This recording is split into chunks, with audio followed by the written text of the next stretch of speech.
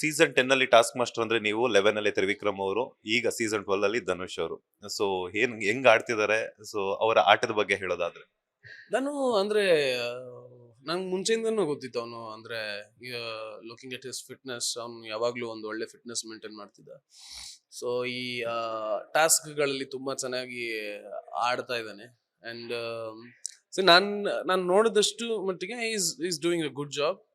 And so ಇನ್ನೂ ಸುಮಾರು ದಿನ ಇದೆ, 40-50 ಡೇಸ್ ಇದೆ ಅಂತ ಅನ್ಸುತ್ತೆ ನನಗೆ. So I wish the best. ಯಾಕಂತಂದ್ರೆ ಇನ್ನು 40-55 ಡೇಸ್ ಅಲ್ಲಿ ಇವತ್ತು ಟಾಪ್ ಅಲ್ಲಿ ಇರೋರು ಮುಂದೆ ಏನ್ ಬೇಕಾದ್ರೂ ಆಗ್ಬೋದು. ಸೊ ಆ ರೀತಿ ಫ್ಲಕ್ಚುಯೇಟ್ ಆಗ್ತಿರುತ್ತೆ, ಮೇಲೆ ಕೆಳಗೆ ಆಗುವಂಥದ್ದು. So may the best one win ಅಷ್ಟೇ. ಅಂದ್ರೆ ಸೊ ಇವತ್ತಿಗೆ ನನ್ಗನ್ಸೋದು ಗಿಲ್ಲಿ ಟಾಪ್ 1 ಅಲ್ಲಿ ನನಗೆ ಕಾಣಿಸ್ತಾನೆ. ಮುಂದೆ ಏನಾಗುತ್ತೆ ಇನ್ನು ಕಾದ್ ನೋಡ್ಬೇಕು. ಬಿಗ್ ಬಾಸ್ ಮನೆಯಲ್ಲಿ ನಾವು ಆಟ ಆಡುವಂತ ರೀತಿ ಆಗಿರ್ಬೋದು, ಅದ್ರ ಜೊತೆಗೆ ಮಾತನಾಡುವಂತ ವೇನು ಕೂಡ ತುಂಬಾ ಇಂಪಾರ್ಟೆಂಟ್ ಆಗುತ್ತೆ. ಲಾಸ್ಟ್ ವೀಕ್ ಅಲ್ಲಿ ಗಿಲ್ಲಿ ಅವರು ಆಡಿದಂತ ಕೆಲವೊಂದು ಆಟಗಳು, ಅಂದ್ರೆ ಏನು ಹಳೆ ಸ್ಪರ್ಧಿಗಳು ಬಂದಾಗ ಆಡಿದಂತ ಒಂದಷ್ಟು ಅವರು ಬಂದಾಗ ಮಾತಿನ ಚಕಮಕಿ ತುಂಬಾ ಆಯಿತು. ವೀಕೆಂಡ್ ಅಲ್ಲಿ ಕಿಚ್ಚ ಸುದೀಪ್ ಅವರು ಕೂಡ ಹೇಳಿದ್ರು, ನಾಲ್ಗೆಯಿಂದಾನೇ ನಾವು ಬೆಳಿಬೇಕಾದ್ರೆ ಅದು ಅಂತ.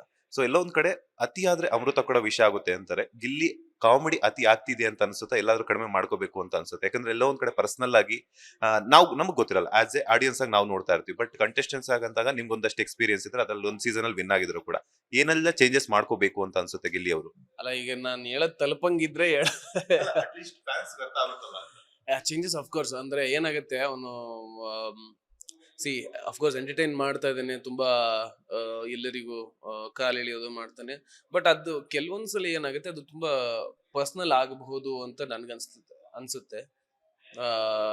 ಬೇರೆ ಕಂಟೆಸ್ಟೆಂಟ್ ಗಳು ಬಂದಾಗ ಅವರು ಆಕ್ಚುಲಿ ಕಾಲ್ ಎಳೆಯೋ ಪ್ರಯತ್ನ ಅವರು ಮಾಡಿದ್ರು. ಸೊ ಅವ್ನಿಗೆ ಟಗ್ ಆಫ್ ವಾರ್, ಅವ್ನು ಯಾವತ್ತೂ ಬಿಟ್ಕೊಡಲ್ಲ. ಅವನನ್ನ ಮಾತಲ್ಲ ಅವನನ್ನ ಸ್ವಲ್ಪ ಗೆಲ್ಲೋದ್ ಕಷ್ಟ ಇದೆ. ಸೊ ಹಂಗಿದ್ದಾಗ ಕೆಲವೊಂದ್ಸಲಿ ಅವ್ನ್ ಪರ್ಸನಲ್ ಆಗ್ತಾನೆ ಅಂತ ನನ್ಗನ್ಸುತ್ತೆ. ಸೊ ಸುದೀಪ್ ಸರ್ ಹೇಳ್ದಂಗೆ ಮಾತಲ್ಲಿ ಸ್ವಲ್ಪ ಇನ್ನೂ ಪಾಲಿಶ್ ಆಗಿದ್ರೆ there is nobody who can beat him. ಒಂದು ಗಾಸಿಪ್ ಪರದಾಡ್ತಾ ಇದೆ, ಆ ಗಾಸಿಪ್ ಬಗ್ಗೆ ಏನ್ ಹೇಳ್ತೀರಾ ಅಂತ ಹೇಳ್ಬಿಟ್ಟು. ನಿಮ್ಮ ಬರ್ತ್ಡೇಗೆ ನಮ್ರತಾ ಗೌಡ ಅವರು ಒಂದು ಸಾಂಗ್ ಹಾಕಿ ಪೋಸ್ಟ್ ಮಾಡಿದ್ರು, ಅದ್ರ ಜೊತೆಗೆ ಈಗ ಒಂದು ಬ್ಲಾಕ್ ಬ್ಯಾಂಡ್ ಅದ್ರ ಬಗ್ಗೆ, ಯಾಕಂದ್ರೆ ನೀವೇ ಕ್ಲಾರಿಟಿ ಕೊಡ್ಬೇಕಾಗುತ್ತೆ. ಎಲ್ಲರೂ ದಾಡ್ತಾ ಇದೆ, ನೀವು ಕೇಳ್ತಾ ಇರೋದು ಅಷ್ಟೇ.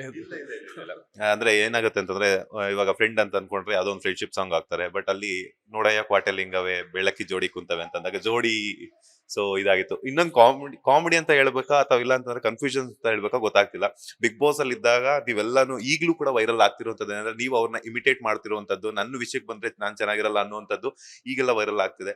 ಸೊ ಆಗಿದ್ದಂತವ್ರು, ಕಿತ್ತಾಡ್ತಿದ್ದಂತವ್ರು ಈಗ ಫ್ರೆಂಡ್ ಆಗಿ ಮಾರ್ಪಾಡಾಗಿ ಬೇರೆ ಬೇರೆ ಏನಾದ್ರು ಇದೆಯಾ ಸಮಥಿಂಗ್ ಅಂತ? ಅದೇ ಮಜಾ ಅಲ್ಲ. ಅಂದ್ರೆ ಅಲ್ಲಿ ತುಂಬಾ ಚೆನ್ನಾಗಿದ್ದವ್ರು ಹೊರಗಡೆ ಮಾತಾಡ್ತಾ ಇರೋ ರೀತಿ ಆಗುತ್ತೆ, ಅಲ್ಲಿ ಕಿತ್ತಾಡ್ತಿದ್ದವ್ರು ಹೊರಗಡೆ ಚೆನ್ನಾಗಾಗೋ ರೀತಿ ಆಗುತ್ತೆ. ಅಫ್ಕೋರ್ಸ್ ಇನ್ನೇನ್ಬೇಕು, ಅಭಿಮಾನಿಗಳ ಒಂದು ಪ್ರಶ್ನೆಗೆ ಏನ್ ಗೊತ್ತಾ, they keep on ಸ್ಪೆಕ್ಯುಲೇಟಿಂಗ್, they keep on doing good things like that. And ಆತರ ಕೊಲಾಜ್ ಮಾಡೋಂಥದ್ದಾಗ್ಲಿ ಸುಮಾರು ಮುಂಚೆನೂ ಮಾಡ್ತಾ ಇದ್ರು, ಅದ್ ಈಗ್ಲೂ ಆಗುತ್ತೆ. ಸೊ ಆ ರೀತಿ ಏನೇ ಇದ್ರು ಲೆಟ್ ಅಸ್ ಟೆಲ್, ನಾವು ಹೇಳ್ತೀವಿ ಆ ರೀತಿ ಏನೇ ಇದ್ರು ಅಷ್ಟೇ. ಸದ್ಯಕ್ಕೆ ಫ್ರೆಂಡ್ಶಿಪ್ ಅಷ್ಟೇ. Of course.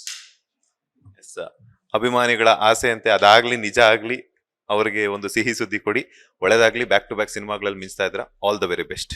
All the best ನಿಮ್ಗೂ. Thank you. ಲೇಟೆಸ್ಟ್ ಹಾಗೂ ಇಂಟ್ರೆಸ್ಟಿಂಗ್ ಸುದ್ದಿಗಳಿಗಾಗಿ ಬಾಸ್ ಟಿವಿ ಕನ್ನಡ ಚಾನೆಲ್ನ ಸಬ್ಸ್ಕ್ರೈಬ್ ಮಾಡಿ, ಹಾಗೆಯೇ ಬೆಲ್ ಐಕಾನ್ ಪ್ರೆಸ್ ಮಾಡಿ. ಇದರ ಜೊತೆಗೆ ಫೇಸ್ಬುಕ್, ಇನ್ಸ್ಟಾಗ್ರಾಮ್, ಎಕ್ಸ್ ನಲ್ಲೂ ಮಿಸ್ ಮಾಡದೆ ಫಾಲೋ ಮಾಡಿ.